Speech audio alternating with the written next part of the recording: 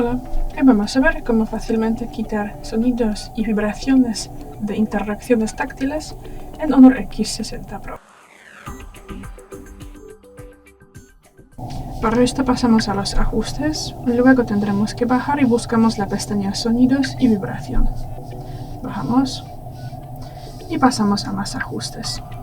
Y bueno, aquí al principio vamos a desactivar los sonidos del teclado, para esto pulsamos aquí y marcamos ninguno. Aquí también desactivamos sonido al pulsar y aquí también respuestas táctiles del sistema. Y ya es todo. Gracias por ver el vídeo, déjanos un like y suscríbenos. Hasta luego.